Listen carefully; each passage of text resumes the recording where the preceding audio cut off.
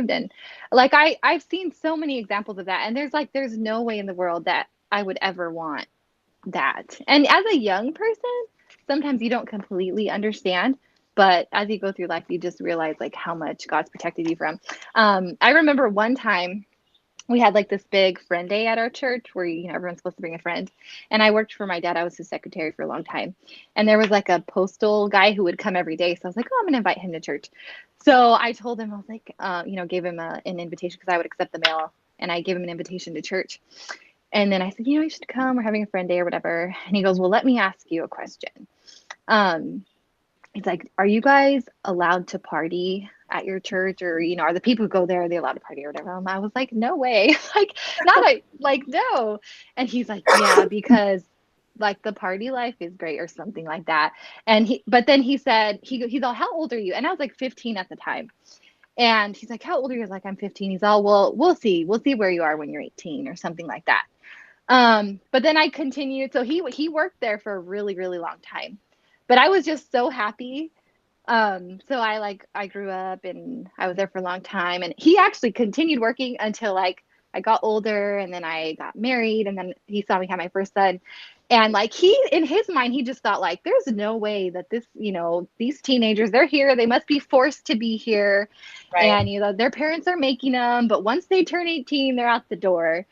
But I just thought it was neat that he could see that That was a great testimony. that wasn't true, because even the world doesn't understand. Like they don't really get it. But yeah, I wouldn't trade it for the world. And I just think it's awesome that we got it, and then we get to give it to our children. And then speaking to, I know that there's a lot of people I'm sure a lot of people watching, and I would say in our church a ton of first generation Christians. And though you didn't have that, just the awesome thing is that you can give that to your children. And like, I couldn't imagine like a greater joy. And I think that's one thing that I really love about first generation Christians is that like, so they didn't have it. So they have the passion to want to give it to their children. So even if maybe it's hard or whatever, like you have that opportunity to give that to your children. And I love knowing that my parents didn't have that, but they worked really hard, to give it to us. That's awesome. Yeah. So someone earlier in the chat asked, I wanted to address this. I want to get your thoughts on it. She asked, what do you do if your husband is exhausted? Like, the midweek service, you're an hour from the church that you go to, and your husband is exhausted when he comes home from work and he doesn't want to take the kids. Would you take the kids yourself or just not go to church because your husband doesn't want to go to church? What would you do in that situation? If he let me, I would go. Like, if he's giving me permission, because I know, I mean, there's a lady I know who her husband's like, no, you're not going.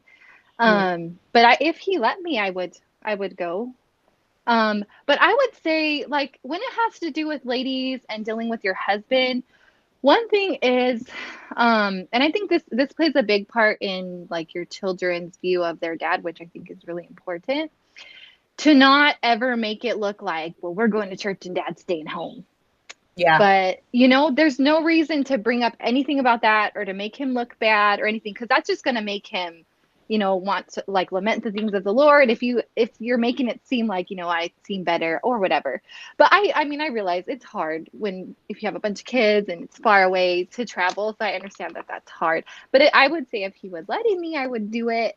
But just to, have a good spirit. And I would say to be really grateful, because I do know husbands too, like they don't like it that they're home alone and their wife and kids are gone.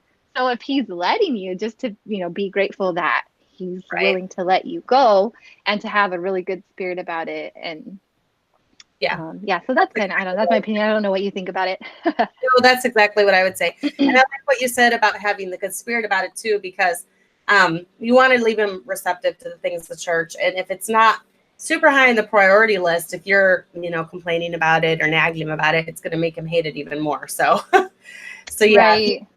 With you on Sundays, then and that's be funny. Grateful. Right. Mm-hmm. Being grateful for it. Yeah. Jessica Seacrest just said, my kids are too little for me to go by myself right now, and they drive an hour as well. Yeah. And I mean, your husband might not be comfortable with you driving an hour away. Right. with little ones. So Right. I'm just saying if he let you in, it's possible. yeah, exactly. But I mean, everyone's situation is different. I get it. It's really hard if you Yeah. have like a bunch of little ones and whatever, you're nursing or something and you're driving. Yeah, I don't know if my husband would let me go really far if I was like nursing and I had like a couple little ones or whatever. Right. Well, they have a wonderful thing called live stream too. I know it does not take the place of, going live to church and fellowshipping, but if you're ever in a tight spot where he just refuses to let you go and, you need to be submissive to him, then you can still live stream, even set the kids down and say, we're going to have a church service and, live stream it that way. So you're keeping it in their lives. The main thing I think, with raising children is just instilling a love for it and making it seem, you enjoy it, you love it. It's because you love God. It's, not making it, oh, we have to listen to church because it's Wednesday night, and just having a bad attitude about it. So, and it seems like your parents were like that with you, which is awesome. Very awesome. So let's go over how, I know we went through some of this, but like you were talking about family altar, and they created spiritual appetites and had a spiritual atmosphere in the home. What were some of the things that oh yeah. Okay. Let's go up to where you were talking about, your parents were very strict. Your parents were the strictest. What were some of the rules they had for you? I see some of them listed. So do you want to go over that? Yeah, so they I don't know. They're really strict like with our friends. Even if they saw us hanging around people they didn't think were a good idea, it was just like, no, you're not hanging around with them. As far as like the way that we dressed as girls, and of course every family needs to set their own standard. The Bible gives us obviously the basics, but each family has their own standard. But my dad had really high dress standards. Um, as far as the world in the home, that was Yeah. just like the world was not ever in our home. Whether it was a hairstyle that seemed like it was sort of leaning towards the latest, Yeah. whatever, Bad. or a clothing style, or the way that we talked. None of that. Just the world wasn't allowed in our home. And I'm not, again, I'm not saying that we were perfect, but if they saw the world creeping into our home, there was an end was put to it right away. My parents were like, I would often not, we never had cable TV. The Mhm. closest thing we had was like the TV with the bunny ears that you can like maybe get a Yeah. game if you if you played with it. But like we didn't have TV. We didn't like watch TV growing up. We did have like different little like kids movies or something. I'm not saying like we never watched anything, but we didn't watch like most of like pretty much any of like the none of the latest movies that came out or anything like that. No worldly music in the home, no contemporary Christian music in the home for that matter. And even amongst Christian music, my parents were really careful with what they let us listen to. Um, I guess we're kind of talking about rules, right? Yeah. Um, what are some other things that they set up for us? You They're said something really Go like ahead. no church activities, even without one of them Oh there. yeah, sorry, I kind of lost my place on my outline. We're kind Oh, of so jumping yeah, around all over. So yeah, so my parents. So we had a really big church, right? Like a church of 1,000, and there was like a youth group, and there was a Christian school, and all things like that. So like they had teen activities, and when we were in school, like my brothers were in sports, and I'm embarrassed of it now, but I was a cheerleader. Um, I'm like, why they ever do that? But anyway, um, so we were like somewhat involved in like this, not somewhat involved, but like in school, we were a part of those things. But like we would never go to a basketball game unless my dad went with us. And my dad was even a part of like he in the mornings. This is kind of part of winning their hearts too. But he would do the practice with them, and then like we had a lot of family, like even working at the church, so it made it a little bit easier sometimes. But like my uncle was the coach of the team, so they could go with him. But if for some reason he wasn't going and my dad wasn't going, then they weren't going. Or like, if there was any out of town or out of state trip, whatever it is, we never went. And even like a youth activity to like whatever, a scavenger hunt, we were either like my brothers, they're like 2 years apart, the oldest boys. So they would go if they were together, but it wasn't just like one child that would go off, even to a church activity alone. And then we would never go to people's houses. Like we were never allowed to go to people's houses by ourselves. And I mean, we didn't just go over to people's houses in general a lot, but we were always like in pairs, or else we were with a family member. And there were like maybe a couple like of older teenagers or young adults we were allowed to go with, and like one of them married into our family. She like married my cousin, who, and she also worked for my dad, and she like worked at our house and stuff like that. But so they were, yeah, even really strict and very careful with who we hung out with, and who we were allowed to like be exposed to, especially alone. Like we were never allowed to go anywhere alone. And if, we had like in school, we went to like competitions, like fine arts competitions and things like that, like with the school, but we never went without, like, my mom. We went with my mom, and we would stay in the room with her. And like if my brothers were in another room, they were together, and it was like they were older teenagers already and they were together. Or like if we had like youth camp or anything, my mom was there or my dad was there or both of them were there. We were never just allowed to go. There was never, I've never been to a sleepover before.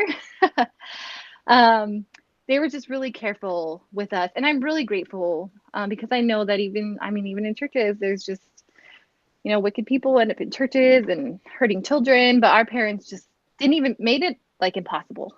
They just protected us in that way. And so they were really careful, um, with us, and just watching out where we were and who we were with. And I mean, even at the church, we couldn't just be at the church without, accountability was a really big deal. Our parents always knew where we were. And even when we were adults, and like my brothers, they started working and were in Bible college and everything like that. Like up until we were married, our parents always knew where we were at all times. And my parents even do that with each other. Like they would do that with each other, like, hey, I'm going here, hey, I'm going there. But there was always like, they were really big on accountability. Like everyone was accounted for. We knew where everyone was at all times. So that's another thing. And one of the huge benefits of that, I believe, is that, you were always with a family member who would kind of look out for you. And one of the benefits of having accountability in your life is that it does protect you from a lot of the things that happened. We've talked about, there is sexual abuse that happens. There is sexual abuse that happens in churches and Christian schools and, different activities. And just having a sibling there, having a parent there, kind of watching over will protect you from a lot of that stuff happening to you. So I believe that's a huge benefit too. Right. And then too, just, I mean, knowing, obviously we have to have the fear of God in our life, but just having a parent there or an older sibling, like there's just so much wrong that you're not going to get into. Like Yes. it's just not going to happen. It's like those safeguards that you put up. And sometimes teenagers aren't strong enough to maybe make the best of decisions right away. So that's why, we put those safeguards in their life until they're ready for life. But yeah, I'm really thankful that my parents, you know, gave us those safeguards so that nothing could happen. Right. Exactly. So let's go over just a few of the things that you had written down. One of the things is from the time that they're a baby, and I love, and even with our churches, I think this is really cool because it's really neat just to see, even as a baby, when I have Kelly in the service, they like hearing the preaching. And with her, she likes her dad's voice. So she's hearing her dad's voice, and it kind of lulls her to sleep a lot of the times. So for the time that she's in my womb, she's hearing preaching, she's hearing the word of God. And I really believe, getting God's word in their heart from a young age is very important to help them make better life choices as they grow up, because Right. they have the wisdom in their, in their life. And like for me, I was 4.5 when I got saved. How old were you when you got saved? I got saved when I was a teenager. I guess I made like a profession of faith when I was younger, but I didn't remember it. And so when I was older, I started having like doubts about my salvation because I didn't remember when I got saved. So, I was 15, and like for a year I was just like really worried about, like, I don't remember the day that I got saved, and it really bothered me. So, maybe it was when I was little, but I didn't remember it, so that really bothered me. So I just wanted to get it settled. So when I was 15, um I got it settled, and I called